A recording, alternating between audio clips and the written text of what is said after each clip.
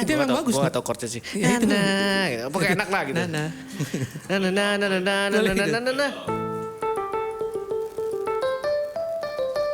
Dia narasumbernya Mas Ari ini. Nah, Mas Ari ini cerita bahwa Coldplay yang konser 2023 itu di Indonesia itu IO-nya bukan Indonesia. Agak-agak Apa tuh? agak-agak unik nih orang-orang Indonesia. Kita ini sering mengkoplokan.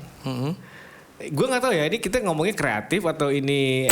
Gue kasih tahu ya, gue kasih tahu 3 website buat teman-teman semua yang pengen bikin musik koplo. Oke, dengarkan. Dan menghilangkan musiknya, hanya mengambil vokalnya saja. Siap. Oke, Udah aman. Tapi gini, ada fenomena juga ya. Orang itu yang kemudian udah bikin musik kayak gitu, koplo tapi musiknya luar negeri gitu ya. Dia mengklaim dia adalah seorang DJ. Banyak tuh yang kayak kan? gitu, banyak. Karena gini, The Walters ini kemudian rame lagi di tahun-tahun sekarang. Oh. Gara-gara. Agar-agar.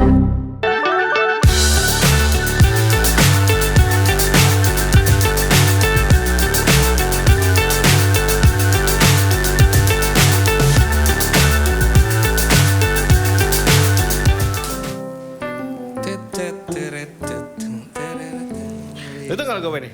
Ya ini Santorini bukan? Kalau lu dulu sering ke kafe-kafe kan? Kafe, ya jarang lah, biasa di warteg juga gue. Nah iya, oh iya ya.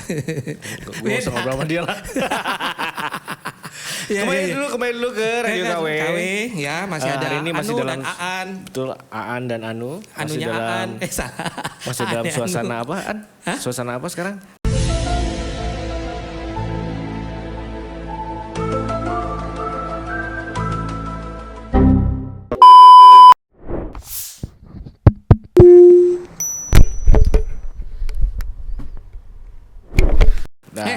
Berarti kalau misalnya kita lewat bulan puasa udah mulai tenang, ya suasana demokrasi kita adem ayem kan, enak dengannya tuh ya Nu ya. Mudah-mudahan, amin ya. Amin ya kan. Mudah-mudahan semua damai, nggak ada apa-apa. Ya kan? Ya Kita kan? sebagai salah satu corong teman-teman menginformasikan. Ya Radio KW ini juga syarat dengan informasi Nu. Iya. Tentang musiknya ada udah pasti, pariwisata dan all about the segment. Tapi terutama teman-teman dunia Insan Radio. Oke, balik lagi yang kayak kemarin kita obrolin. Ya, kita punya janji tahun episode sebelumnya. Ya, episode kita sebelumnya. bakal ngasih tahu apa aja yang akan ada di Indonesia. Ya. Yang bakal bikin lu apa? Bikin lu apa? Bikin apa ya? Nah, ya inilah itu. terhibur buat teman-teman yang Ya. gabut, daripada Itu kan, gabut nggak jelas, mending nonton pasti konser kan, lah. Kita kan banyak konser nih rencananya. Teman-teman kalau pas bulan Ramadan kan dengar musik di kamar, ya kan? Merenung. Begitu dengar musik DJ pakai headphone, gitu kan. Nah nanti ya setelah bulan Ramadan kan itu udah boleh tuh ada konser. Nah, akan memberi tahu kalian semua. Ya siap. 3.000 konser yang akan muncul tahun ini. Busa mulut gue dodol. Yang kasih info tuh jangan setengah-setengah, maksudnya 3.000-an banyak gitu Iya, loh. oke. 3 dan Ya, 3.000 sekian. yang akan kita bagi dalam 625 segmen. Dan disebut cluenya cuma 3 ya. Enak aja lo, Wani Piro. Ya kalau di Jakarta itu kita kan kebetulan ya memang udah tahunan ya. Konser-konser musik di Indonesia mudah-mudahan akan terus berkembang lagi ya, dengan seiring dengan perkembangan musik Indonesia, dan waktu juga teman-teman kreatif juga banyak bermunculan ya. Setelah kita terpuruk sekian tahun yang lalu oleh Bukan COVID. terpuruk. Apa dong? Setelah kita nggak bisa ngapa-ngapain. Iya, kan terpuruk juga lah, sama aja lah itu. Ya enggak lah. Oke. Nah, Hypersonic Festival 2022 tuh akan datang lagi tuh Ya kan, kalau nggak salah itu ada Lamb of God. Lamb of God. As I Like Dying. As I Like Dying. As I Like Dying. Wih. Kayak gue mau mati gitu ya. Kayaknya mati ya. aja Iya. gitu. Oh iya, kalau orang Betawi bilang gitu, kayak gue mau mati aja. Nervosa ada, terus ya banyak schedule-nya di bulan Mei ini lah ya. Hypersonic ya. Ya. Hypersonic ini one of yang heboh juga tahun kemarin heboh, ya. ditunggu-tunggu, terutama teman-teman yang penyuka musik cadas. Yoi. Metal. Cadas. Rock, metal. Oke. Di Pantai Ancol, Karnaval. Ancol. Ya Oh, lagi-lagi enak sih, tempat enak sih. cocok lah ya. Angin sepoi, pestanya. Dia di pantainya.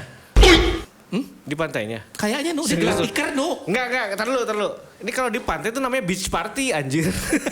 Bisa jadi kan. Iya. Ya, Masa rock tapi pakai celana pendek Hawaii itu. Bisa loh, bisa gitu, ada. anjir. Terus gimana? Ayo. Itu Ya, gimana? mereka pasti di stadium apalah gitu. Yang Loh, adanya di Ancol Emang di gitu. sana di Ancol.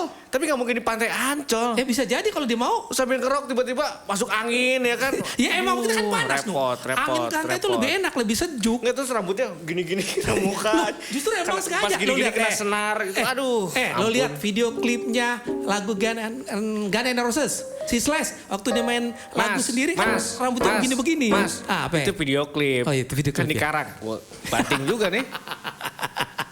Kayaknya nggak mungkin deh konser tapi pinggir pantai itu namanya beach party. Lah emang beach party. Tapi bukan, Hammer Sonic itu nggak mungkin beach party. Nggak mungkin ya? Itu nggak mungkin ada balon-balon. Oh berubah ya?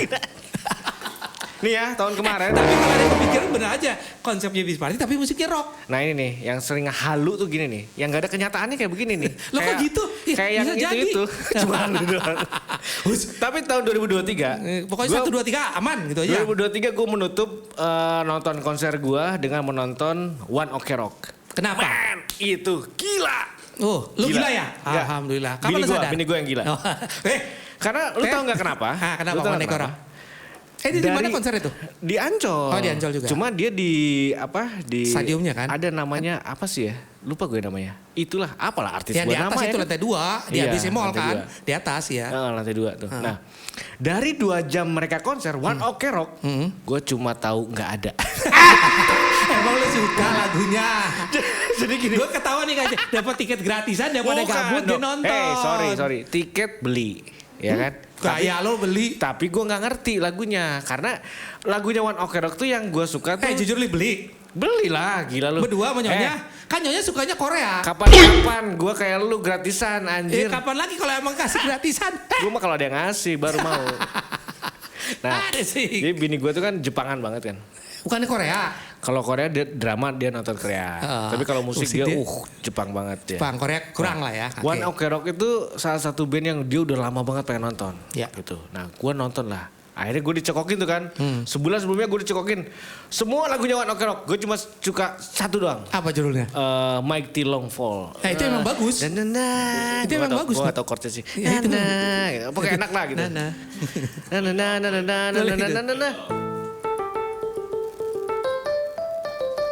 Gitu lagunya.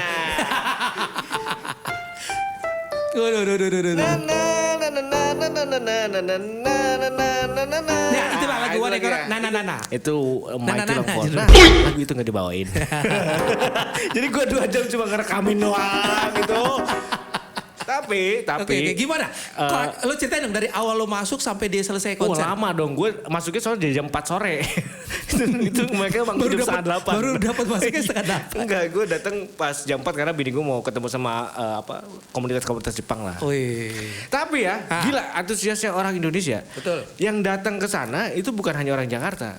Orang Jadi Malaysia ada satu bis gitu ya. Dia dari Jawa Tengah. Oh, dari Jawa Tengah. Kira dari luar negeri. Gila itu kalau satu bis dari Jawa Tengah semuanya fans klubnya One Ok Rock kan gila ya. Maksudnya musik tuh bisa menyatukan kita. Iya. Gitu. Apapun latar belakangnya, musik mempersatukan bisa menyatukan kita. Kayak lagunya P Project. Ya, kan? Apapun bukan itu lagunya. Dangdut is my love. Nah, tapi nggak ada hubungannya sih. Tapi ya itulah maksudnya. Kan musik menyatukan itu segala macam jenis kalangan. Itu gue musik, hobi. Gue menutup tahun 2023 dengan menonton One Ok Rock karena gue nggak dapet konsernya Coldplay.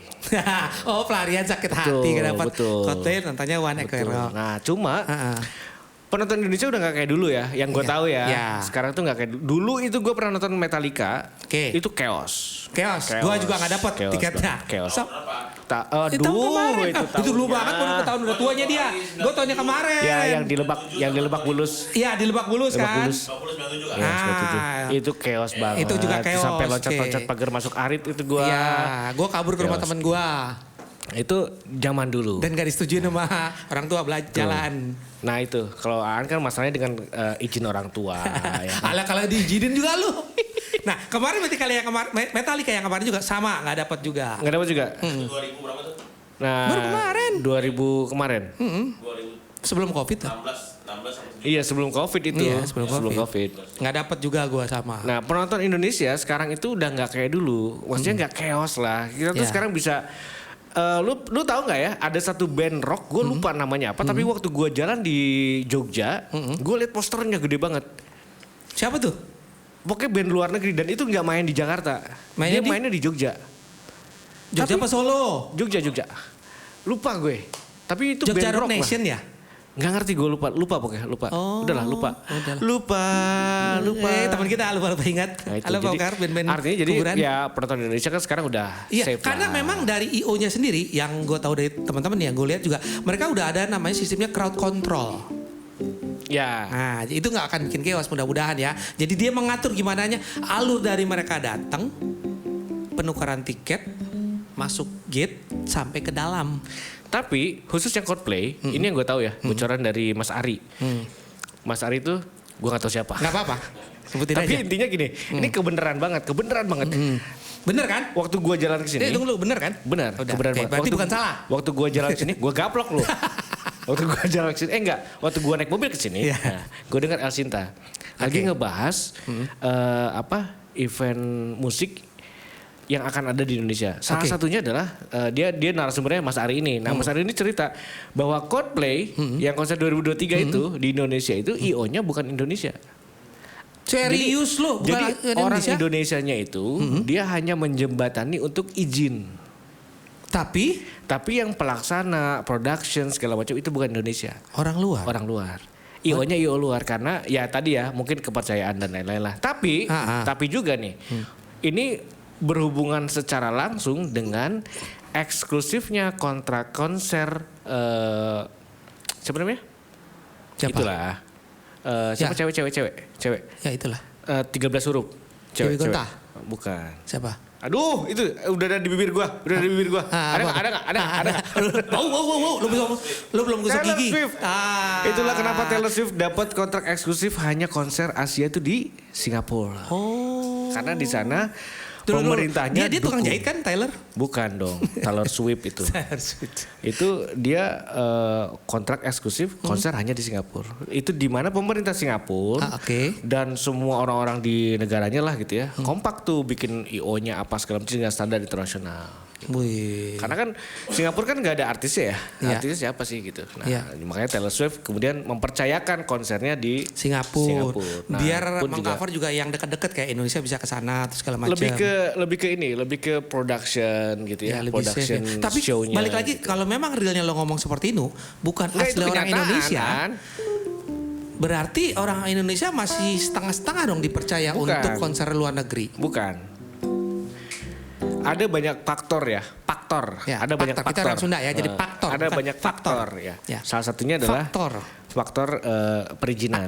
Kita tahu bahwa waktu Coldplay konser Indonesia ini, salah satu isunya adalah LGBT, ya kan? Salah satu isunya adalah penutupan konser, pegagalan konser. Nah, izin-izin kayak gini kan mereka nggak ngerti yang dari luar negeri. Mereka nggak bisa tiba-tiba datang kok cancelnya gara-gara itu kan nggak ngerti tuh. Di mereka kan nggak ada gitu. Nah makanya kita dan kerawanan ini ada ancaman keselamatan dan lain-lain itu yang akhirnya artis-artis luar saat ini ya itu lebih percaya ke mereka bawa kru sendiri, mereka bawa tim production tapi sendiri. itu bisa dijadikan sebagai pembelajaran supaya kedepannya kita lebih bagus lagi teman-teman industri event Indonesia ya kan.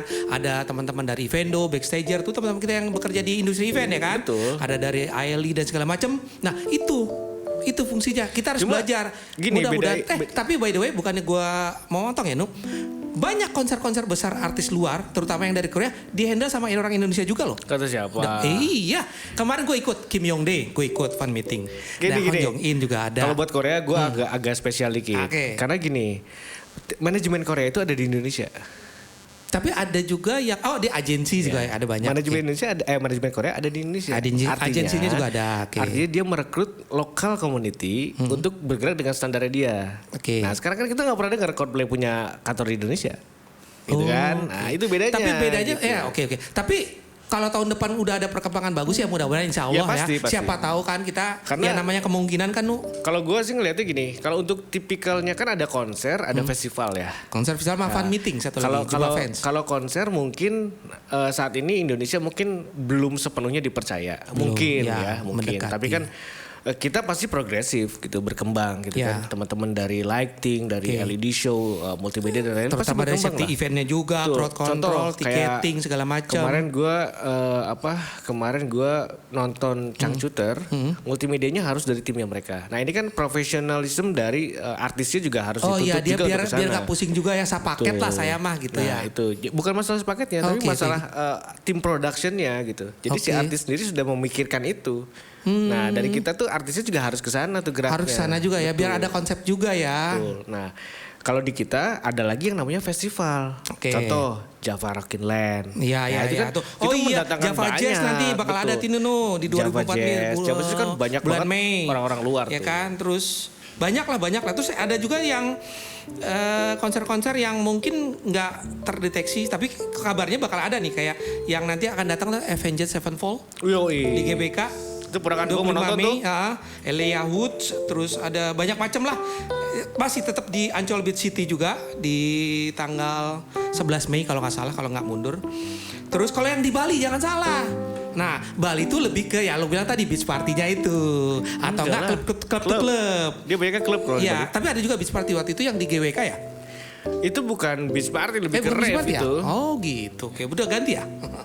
Oke, nah itu ada Agent of Time, Agent of Time lagi di W Atlas Super Club, tahu lu? Ya, itu yang punyanya itu kan? Ya, punya si bapak lawyer itu ya. Oke, 15 menit lagi. Oke. Notable konser juga akan di situ. Terus, notable lagi Agent of Time. Terus ada lagi di La Brisa Bali Beach Club.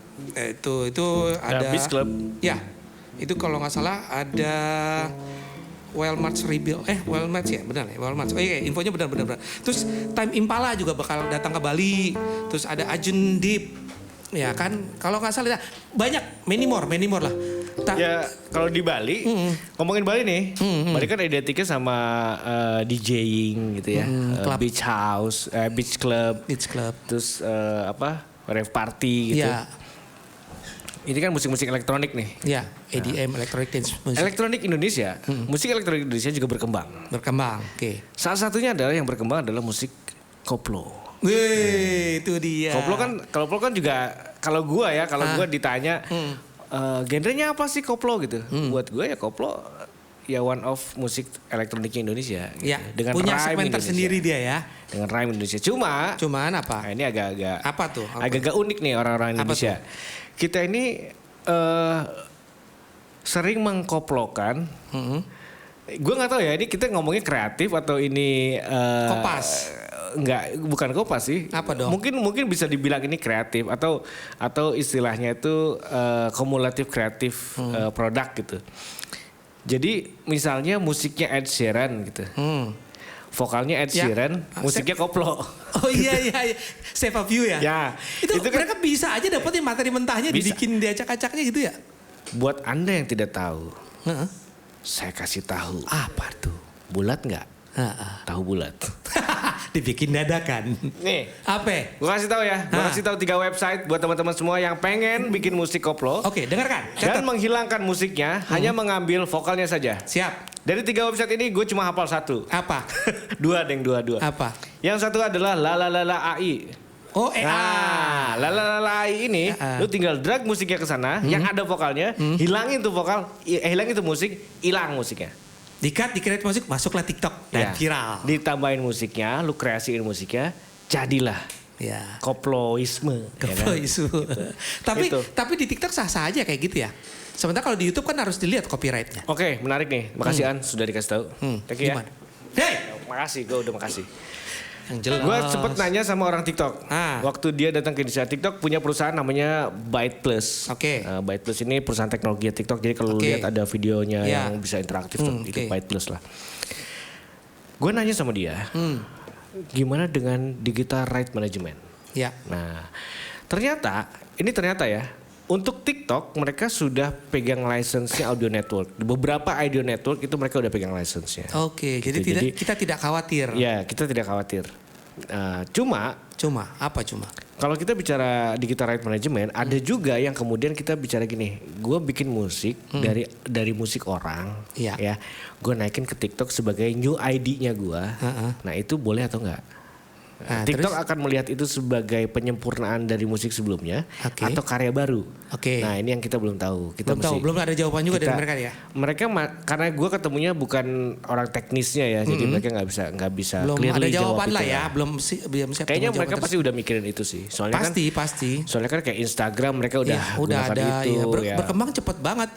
Dari Facebook pun juga seperti itu udah. Karena berkembang loh. Yang mungkin kita nggak tahu ya. Apa? Yang mungkin kita nggak tahu.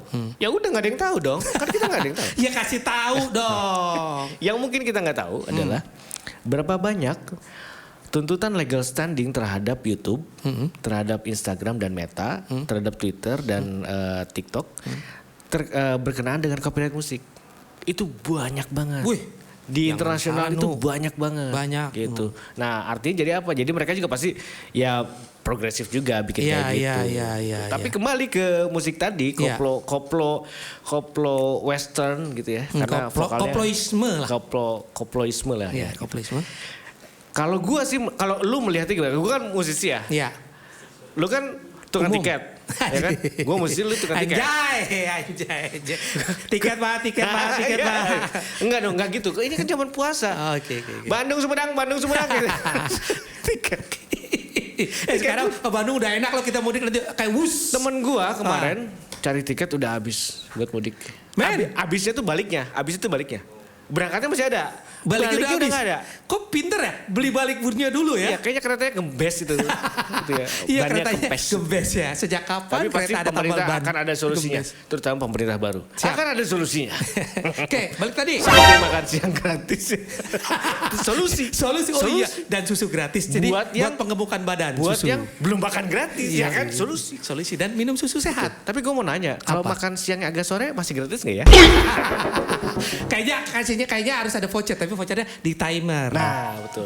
Jam sekian sampai sekian. 3 menit lagi. Makan. Terus ada ini vouchernya hanya berlaku di toko yang nomornya segini. Nyari. Udah gitu pakai map nyasar lagi masuk gang. Oke, tapi by the way lo ngomong tadi masalah yang ada beberapa pertanyaan yang belum dijawab ya. Yang menurut lu ya. Oke. Menurut lu sebagai penikmat musik lah, lu sebagai MD kondang gitu. Tidak kondangan gua. Nah, kandangan. Musik Indonesia, musik luar negeri yang vokalnya diambil lalu jadi koplo, menurut lu gimana sih? Menurut lu ya? Menurut gue pribadi sebenarnya kurang setuju. Tunggu dulu. Sebenarnya mah kalau untuk wacana latihan, gue sah-sah aja. Tapi wacana latihan itu gimana sih maksudnya? Lu buat latihan kalau bikin lagu seperti ini. Oh iya, nggak bisa dong. Lu main musik juga harus latihan. Kalau latihan main musik itu rehearse, bukan latihan. Kan gue bukan musisi. Nah itu namanya. Iya rehearse ya. Pokoknya buat rehearse lah apapun lah whatever lah lu mau nyebut apa gitu. Tapi ada sih studio latihan gitu kan. Ya sah-sah aja ya kan. Tapi kalau dia publikasikan, mengklaim bahwa ini jati dirinya, sementara musiknya asalnya dia ambil dari orang lain, kayaknya nggak make sense. Nah, tapi sekarang anak-anak sekarang kemana hati nurani kamu, Nu? Asik. Kamu mau kos gitu. Saya tinggalkan sebelum caleg. Ke situ lagi. Tapi jurang lagi nih. Ampun. Oke, udah aman. Tapi gini, ada fenomena juga ya. Orang itu yang kemudian udah bikin musik kayak gitu, koplo tapi musiknya luar negeri gitu ya. Dia mengklaim dia adalah seorang DJ. Banyak tuh yang kayak kan? gitu, banyak. Karena gini, ada fenomena yang sebenarnya positif. Ya. The Walters. Oke. The Walters itu, gue dapet info, dia adalah band yang tenar di tahun 2017, muncul di tahun 2017, tenar di tahun yang sama, tapi bubar di tahun yang sama. Tapi apa? Nungguin kan? Lu cepetan. Tapi apaan? The Walters ini kemudian rame lagi di tahun-tahun sekarang.